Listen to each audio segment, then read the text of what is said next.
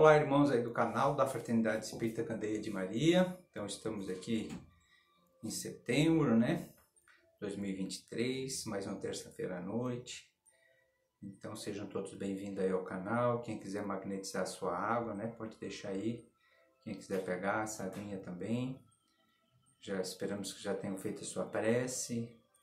E para quem está vendo ao vivo aqui, às 20 horas, nesse momento, a equipe aqui da casa ela está reunida, né? Então, toda terça-feira. E junto com a reunião dos encarnados, há também a equipe espiritual.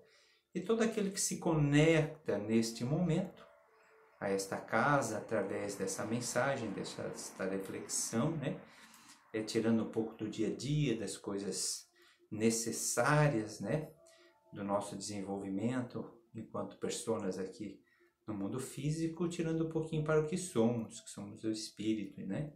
Então, nesse momento, um espírito, pelo menos da casa, vai estar te acompanhando, vai estar fazendo uma irradiação, né? Levando essa irradiação à distância onde você está, seja para você, seja você fazendo a ponte para quem você ama, né? Magnetizando a sua água aí. Então, o assunto de hoje, ele é a piedade do Evangelho segundo o Espiritismo, né? É uma mensagem psicografada, trazida por Miguel em 1862, no Centro Espírita em Bordeaux. E ela vai falar assim no início: a piedade é a virtude que mais vos aproxima dos anjos. É a irmã da caridade que vos conduz a Deus. E daí ela tem toda uma página e meia falando sobre isso. Mas a gente não vai ler, a gente vai refletir sobre essa frase. A piedade é a virtude que mais vos aproxima dos anjos. É a irmã da caridade e é o que mais nos aproxima de Deus. Então, para a gente refletir um pouco sobre isso, eu vou contar um caos, uma história, né? Essa história ela fala de um senhor, um fazendeiro, já há bastante tempo atrás. E esse fazendeiro, ele, pelos motivos do desenvolvimento da sua existência, ele não acreditava em Deus, nem tinha religião. E todo sábado era de rotina ele encilhar o seu cavalo, que era sua fazenda longe da cidade. E ele pegava então o seu cavalo encilhadinho, ali com seus alforjes, e ele se direcionava até a cidade, para saber das notícias, época que não tinha internet, que não tinha televisão, né? Até os jornais eram precários, tinha que ir na cidade comprar o jornal. Então ele ia lá para saber das notícias, comprar mantimentos, né? Saber de negócios, fazer negócios dentro da sua fazenda. Era uma fazenda que se desenvolvia bem, né? E todo sábado ele pegava o mesmo caminho. Mas naquele dia, quando ele estava passando por um encruzo, algo fez ele mudar de direção. E ele pensou, passo sempre no mesmo lugar, hoje eu vou passar por este outro caminho. Porque também se sabe que vários caminhos podem nos levar ao mesmo lugar. Só que às vezes, ou às vezes não, sempre que a gente toma um caminho diferente para ir para outro lugar, a gente pode chegar no mesmo lugar, mas as experiências serão diferentes. Então ele preferiu fazer uma nova experiência, porque ele não sabe de onde veio aquela ideia, mas ele simplesmente seguiu. E assim, ele não era uma pessoa religiosa, mas ele era uma pessoa que prestava atenção. Ele olhava onde ele estava. Ele contemplava a natureza, ele agradecia por tudo aquilo que a natureza concedia à sua família, a ele, né? E passando por um casebre, chamou atenção até pela humildade do casebre, ele escutou vamos dizer, sussurros, parecendo vir de uma criança. Então, aquilo chamou a atenção dele também. Ele parou o cavalo, prestou por uma grande atenção e lhe pareceu que era a voz de uma menina. Ele se aproximou um pouco daquela casa e percebeu, olhando do cavalo por dentro da janela, que uma menina, aí em torno de 8 anos, de joelho, estava a rezar. E ele, com aquele jeitão dele, a menina escutou também o cavalo vindo, ela acabou sua prece, olhou para o homem e disse: o que estás fazendo, menina? Ela disse: eu estou rezando e pedindo a Deus. Mas pedindo o quê? Eu estou pedindo que Deus nos envie ajuda, porque meu pai faleceu há quase 1 ano e minha mãe agora está doente. Tem um irmãozinho de 2 anos e a gente não tem dinheiro para comprar os remédios prescritos para ela e ela está muito doente. Então eu estou rezando a Deus que Deus nos ajude, que mais do que isso não tenho que fazer. Então aquele senhor, às vezes parecendo até uma feição rude, né? Barba crescida, barba grisalha, chapéu sobre a cabeça.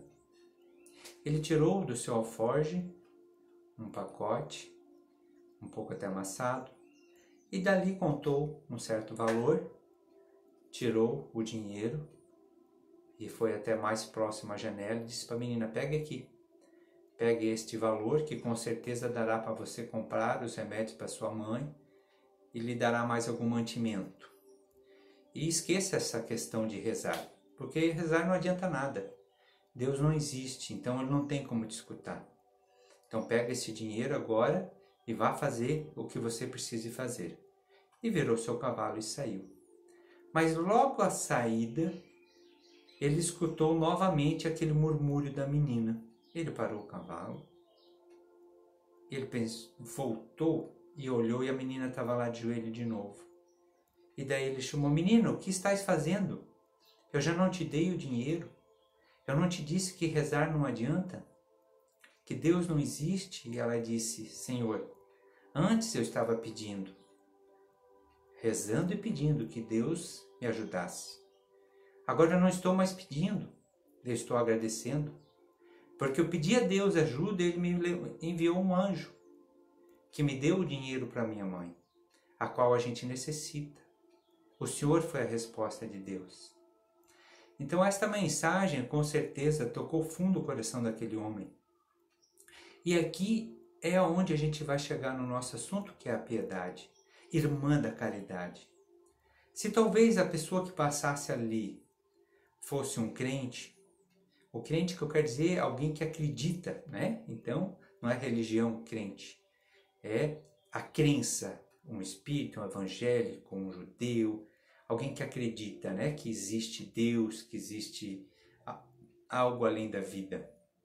E de repente, se fosse um espírita, alguém talvez que está estudando o ESD, que está vindo aqui nos passes da segunda-feira, que a gente estuda o Evangelho segundo o Espiritismo, a gente apresenta ele, né? Tenta não estudo, mas apresenta ele na sequência e fala muito sobre caridade. E daí vai entender que Paulo de Tarso nos disse que fora da caridade não há salvação. E talvez se essa pessoa que fosse lá fazer essa doação tivesse feito na mesma quantia, mas a ideia dele de fazer foi porque ele sabe que fora da caridade não há salvação, ele não foi comovido de piedade. Ele está simplesmente fazendo aquilo que ele sabe que é necessário para que ele alcance um reino melhor no pós-vir. Só que aí é onde Paulo de Tarso disse: não houver caridade, não há salvação. Mesmo se você doasse todos os seus bens aos pobres e não houver caridade, não há salvação. Mesmo se você falasse as línguas dos anjos, mesmo se você entregasse o seu corpo a ser queimado em nome do Cristo, que acontecia, se não houver amor, se não houver caridade, não há salvação.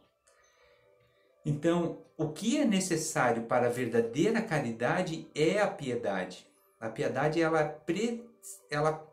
é anterior à caridade. Ela vai fazer a vanguarda da caridade. Ela vai fazer o anterior. Ela é predecessora. Porque daí, a partir do momento que eu senti a piedade, eu me comovi com aquela pessoa. Eu me comovi com a situação dela. Não foi por ela estar rezando a Deus que aquele homem fez isso. Ele fez pela situação que ela se encontrava. Então, lá no fundo dele, ele teve piedade. E não foi pena. Pena é diferente. A pena é um sentimento que a gente simplesmente vai sofrer junto com o outro. Então, a pena é um sentimento que eu vou estar emergindo um sentimento negativo, ruim, vou estar ali sentindo aquela mazela, aquela coisa ruim, e eu estou mandando aquela energia, eu vejo ruim para o outro. A piedade é diferente, eu posso até chorar pela piedade pelo próximo. Eu posso até derramar lágrimas, mas eu vou estar com um sentimento de ação. O que eu posso fazer para enxugar as lágrimas do próximo? Então a pena tem muito a gente se encolher e sofrer junto com o outro apenas. E a piedade tem um sentimento de eu sentir o que o outro sente, mas do que eu tenho de diferença que eu posso fazer que o outro não tem para ajudar ele. Então esse sentimento de piedade é o sentimento que vai nos compartilhar da sabedoria divina. É o que vai nos compartilhar da nossa realmente gratidão pelo amor de Deus e vai nos aproximar de Deus. Por que nos aproximar de Deus? Deus não está próximo da gente? Deus não está em todos os lugares? Sim, Ele está. Mas eu estou próximo dEle? Então, quando eu busco apenas as coisas do mundo e eu boto o meu propósito de vida, o ter, muitas vezes, eu não tenho tempo, como esse senhor que nem acreditava em Deus, em ter percepções daquilo que está em volta da gente, daquilo que está em torno.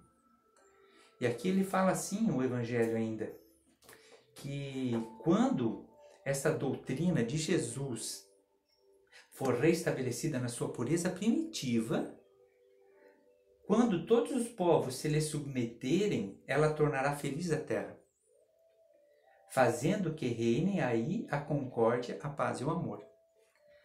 Então, aqui ele está falando assim, então, quando essa doutrina do Cristo ela for restabelecida, mas isso que é importante, ó, na sua pureza primitiva. Porque hoje, às vezes, quando a gente fala em religião cristã, a gente lembra de muitas coisas, mas não lembra dos ensinamentos do Cristo. E às vezes o ensinamento dele parece até utópico, como amar ao inimigo. Não basta amar o próximo, é necessário amar o inimigo. É necessário perdoar quantas vezes for necessário perdoar. Antes de levar uma oferenda ao altar, reconcilia com o teu irmão, que isto é o que mais agrada a Deus. Isso são purezas doutrinárias. Jesus, ele não era nem apenas teórico, nem filósofo, nem prático. Jesus não fundou nenhuma religião. Jesus era judeu, morreu judeu, mas ele trouxe uma revelação divina e essa revelação era ele próprio. Por quê? Porque ele ensinava, ele refletia, ele praticava aquilo que ele ensinava, ele vivenciava aquilo. Eu tenho uma outra história para a gente finalizar já, a questão da vivência. Eu não lembro um dia que meu pai tenha me mandado ir para a missa. Por exemplo, na época a gente era católico, né? Eu segui o catolicismo. Hoje eu preferi me manter com tanto de atividade que a gente tem na casa espírita, seguindo o espiritismo também como aspecto da religiosidade, apesar do espiritismo ser ciência, filosofia e consequência religiosa. Mas a gente é adepto também, vamos se dizer, e participa aí da comunidade, né, num todo, nas rifas, nas campanhas, né, se precisar ajudar qualquer instituição, nas festas de igreja. Então a gente não debate teologia. A melhor religião é aquela que você sente bem. Eu acabei me encontrando no espiritismo, né, porque eu não estou indo mais na outra que eu comecei, que eu acho que a outra é ruim, de forma nenhuma. Todas elas vão ter seus aspectos positivos e benéficos, desde que ela te religue com Deus, que é o propósito dela, né? Então, às vezes, uma não é o suficiente para alguém, mas a outra é. Por isso que Deus permite que exista tantas, que cada um vai seguir aquela que acha necessária. Mas eu nunca lembro de eu, digamos assim, o pai dizer, não, tu tem que ir na missa e me cobrar por tem que rezar de noite ou de manhã, eu não lembro. Se ele fazia isso, não me marcou, mas algumas coisas marcaram das atitudes dele. Por isso que eu falo a gente exemplificar. A gente fez uma viagem para o Paraguai, eu devia ter ali, sei lá, talvez uns 8 anos, não sei, por aí. E é uma viagem que marcou, né? A gente saía aqui do Rio do Sul, isso já aí praticamente há 40 anos atrás, né? Pegar um ônibus e ir com a família lá para o Paraguai. E se falar lá do Paraguai, das lojas, eu não conheço, assim, eu não lembro daquela época. Eu lembro depois de ter ido mais vezes, mas daquela infância eu não lembro. Mas uma coisa está muito marcado na minha mente. Nós fomos jantar. Naquela janta o pai pediu x-salada. Eu, a minha mãe, a minha irmã e meu pai. Ele pediu 4 x-salada. Eu lembro até um pouco do bar, das mesas, tinha uma zona fórmica. Vê como isso marcou. E daí vocês vão entender o porquê isso marcou. E aí chegou um menino, menor que eu, né? Então, se eu tinha uns 8 anos, talvez ele deveria ter uns 5. Bastante, vamos dizer, sujinho, assim por se dizer, descalço, bermuda, uma camisetinha suja. E ele veio lá pedir uma ajuda. O pai disse, tu tá com fome? Tô. Ah, então quer um lanche desse? Ele disse, quero, né? Abriu um sorriso. O pai disse, então senta ali e espera que eu vou pedir. O pai chamou o garçom, pediu, dá mais um desse. Aí demorou um tempinho, chegou, e o pai disse pro garçom, pode entregar para aquele menino ali que está esperando. E o garçom reclamou com meu pai. O garçom, ele tipo, praticamente xingou, sabe? E aquilo me chamou muita atenção. E o pai firmou, disse, dá para ele, eu estou pagando, porque o garçom disse, depois você não sai aqui da porta, fica aqui pedindo, e não importa, eu estou pagando, e dá o lanche para ele. E aquele menino saiu com aquele lanche mais feliz do mundo. Isso é o que mais me marcou da minha viagem para o Paraguai. A atitude do meu pai. Então, o que eu quero dizer com isso? Ali foi uma piedade. E para mim, foi uma exemplificação de piedade. E saber que às vezes, quando você quer fazer o bem, você pode ser criticado. Você pode ser não entendido. Agora, você vai deixar de fazer o que é certo? Às vezes por crítica, porque a sociedade não te compreende? Será que vale a pena? Meu pai já está desencarnado há 6 anos. Faz 40 anos. E ele não comentou isso com nós. E eu acho que eu nunca falei isso para ele. O quanto aquilo me marcou. Mas dá para entender esse processo da piedade? Que é o ato de tu se condoer pelo outro, tu sentir o outro e tu fazer o que tu pode. E daí tu continuar feliz com a tua vida. Porque se eu só ficar sentindo pena dos outros por aí, eu vou ficar em casa melancólico e chorando sempre, porque há muito sofrimento. Então eu tenho que estar feliz por poder ajudar. Essa é a piedade. Naquele momento eu sinto, eu faço o que eu posso, mas depois eu vou embora feliz. Porque essa é a verdadeira caridade. E o pagamento da verdadeira caridade é instantâneo na hora. Então, quem sabe, quem está assistindo essa palestrinha aí, possa exemplificar um pouco. Quem tem filho, em vez de você ficar falando para ele o que é para fazer, faça para ele observar você fazendo. Que daí ele vai aprender. E possamos nos colocarmos também, em vez das nossas preces, como aquela menina estava pedindo. Quem sabe a gente pedir para Jesus e dizer, Jesus, o que tu queira que eu faça para ti? Manda para mim. Alguma coisa para mim fazer para ti, porque ele vai mandar.